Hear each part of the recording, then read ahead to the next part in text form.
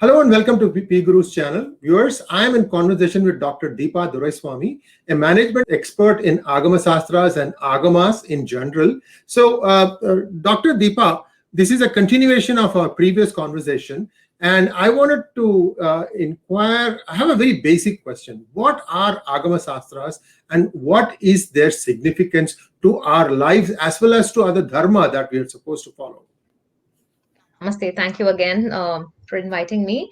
So the Agama Shastras, easy way to understand the Agamas are they are like the Vedas. They are canonical texts. They are the foundation of Sanatana Dharma. And while the Vedas celebrate, the devas and the deities, and they recommend a lot of yajnas and so on.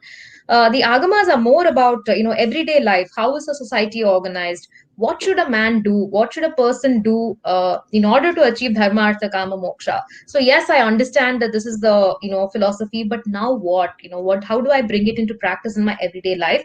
So the Agamas talk about personal deities. So there are Shiva, Vishnu, Shakti. Of course, there was Surya, Kumara, and Ganapati, and so on. So all that is subsumed in the Shaiva and the Shakta tradition now. So basically, the Agamas had a complete, a map, like a guide map on how to live. Starting from, I wake up, I brush my teeth, what to do, shaucha, what is cleanliness, and then, how I can, this is like a fourfold path, like Krishna said, yoga, marga, jnana marga, and so on. So similarly, the Agamas say charya, Kriya, Yoga, Jnana, the fourfold path to moksha, which again seems very complex, but it isn't. So Charya is just service, Kriya is just doing ritual worship, Yoga is doing the same ritual worship within, and Jnana, of course, is philosophy and so on. And how this entire Charya, Kriya, Yoga, Jnana, all that is inbuilt into the temple ecosystem. They said, don't worry, don't think about it too much. If you just followed this system, all of it will automatically be integrated into your life. You will automatically be pushed into that path. There is nothing out of the way that you have to do. As you live your life within this system, you will automatically follow Charya, Kriya, Yoga, Jnana, and by come to self-realization or moksha. This was a beautiful way in which, at an individual level and also at the level of society, people could be slowly transformed and accelerated, towards the common goal of Sanatana goal of moksha. Parallelly, because it talked about establishing a temple, it also then spoke about architecture and civil engineering, and how to clear a forest and use it for building cities, how to construct buildings, so many other things. So what kind of music have to be used for worship, what kind of dance. So therefore the Agamas became a huge compendium of knowledge on various departments. Dr. Deepa, now let's just take a specific state, that is Tamil Nadu. And now there are many temples, and they say that some follow the Agama Shastras and some do not. What is the difference between the two, and why would temples be built without Agama Shastras in mind? I'm a little unclear about this, so perhaps you can throw a little bit of shed some light. I mean, for example, you would find a Pilayar or a Ganesha just about every street corner. It used to be that way. At least in the rural, you'll see a lot of Vinayakas, being there. Alamaram, Arasamaram. I don't know what that is in English. You can tell that also. But my question is, what is the difference between the two? I don't know what is Arasamaram in English.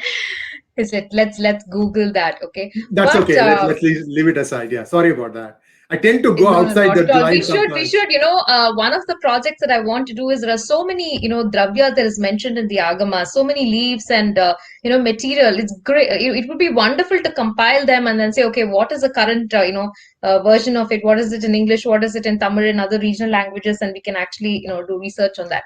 Sorry. So to go back to your original, your question, temples which have been constructed or built according to the Agamas and those who are not, I would say 90% of any old temple, say 100 years ago, or even today, temples that are being established, They all follow the agamas, either the Shaiva agamas, Vaikhanas agamas in case of Vaishnava temples, Pancharatra in case of Vaishnava temples, and not so much Shakta agamas, because usually Shaiva agamas, there are a lot of Shakti components that are used to establish Devi temples and so on. But in the agamas, there is a difference between Kala and Akala, and again this goes back to the philosophy. Nothing works disjointed from the philosophy. Nothing is just mere ritual. The system is so beautiful that the philosophy is actually a worldview. It is not dry philosophy. Just, it's just like somebody theorizing. The philosophy is an active philosophy, which says that, okay, this is how we see the world. This is how creation has happened from these first principles. And in order to help people go back to the first principles, we're actually going to invoke that energy here. And like all these power stations, all these transmitters, I don't know, whatever equivalent we want to, so this is giant, transmitting station which is like transmitting. And so, like the mobile network in our country, so the entire country was connected with the energy of all the were temple towers as well, just like mobile towers. So all these energies were getting, so the entire land was covered with the energy of the the temples, uh, the first principles being harnessed here and being the distributed energy distribution was happening. A lot of scholars have used this word energy distribution. So that's actually what was happening there. So there is no reason, because the agama is nothing but the science of how to do it. So there is no reason that a temple would be built without this. Then it's just a building. So why would they do it without the science? So definitely temples were built according to the agamas. But if you say that there are village temples, there are grama devata temples where not the Adi Shaivas, but even there are hereditary priests from different communities. So in those temples, sometimes the installation is done according to the agamas, because agamas have a lot of material on grama devata pratishtha. There is Renuka pratishtha, there is all the Mariamman, Sheetalambika, Mahamari. So a lot of grama devata pratishtha is talked about in the agamas, which obviously means that they were doing pratishtha of those temples as well. So the special pratishtha happened, where the Adishaiva priest comes and does the pratishtha, and then the local priests were doing the daily worship. So Pratishtha is nothing but accessing energy from a particular level and bringing it here. So that science of it they did, and then everyday worship was being done by the people who actually they were closer to these deities. And the difference is because the energy level was different. Where they were, and the Grama Devatas usually, if you see, are very close to the community of people. They're as close as their own relatives. And they say that if you have a problem, your grama devata is the first person that you call, and they have all these weapons and they're just standing there like guards protecting they're very like very close to human persona, and there to protect the village, your kula devata, grama devata, and so on. They're very physically, energy level wise also, they're very close to people. So that is the difference. Thank you very much. And I think in conclusion, I just wanted to touch upon, see, does, if you build a house according to Vastu, is that something similar to Agamas? I don't know. Honestly, I have no idea. But you say that you build a house, you should follow Vastu for that. Is that something similar? Is it also, enshrined in one of the Agamas? Great question. The Vastu Shastra itself is from the Agamas. Because Vastu is actually the Vastu Purusha. If you look at any of the temple ritual before they start, they draw a beautiful Vastu Mandala, and which is basically the it is an entire, it was a holistic ecosystem. It was connected with the land that they were in. It was connected with everything, right? So when they did the Vastu Mandala, and what is very interesting for me, see, I don't want to do this thing called pseudoscience, but I'm just observing these things, and somehow at some point of time these dots may connect, or somebody else may do research on things like this. The Vastu Mandala is supposed to be like the geographic plane is like the earth personified as the Vastu Purusha, and to clear any doshas related to the land that you're going to do worship on. Therefore, building a house, etc., you do all this Vastu Puja. All the worship that we do in our homes, they're all derived from the worship that happens at the temples. The Vastu Purusha is always drawn at an angle it is just like our North Pole, South Pole, and then the magnetic pole is slightly at an angle. Right. It is tilted. It is just like that. The Vastu Purusha is drawn at an angle, so which is real. Why would they do that?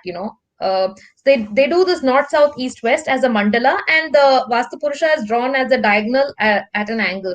So to watch that is amazing. That and this is about the earths. So that is really interesting for me. So Vastu science itself is from the Agamas, and yes, it's not in the sense of temples being constructed according to Agamas. I wouldn't equate it to the houses being constructed according to Vastu, but definitely there is a lot of information on space and how to the different dikpalakas and which space is to be used for what kind of deity and what purpose and so on. I think that is sort of superimposed into our own domestic constructions on uh, again we divide it into the dikpalakas, and this is Agni and this is Vayu, and therefore so on. So I guess, yeah, you're right, it could be kind of an equivalence.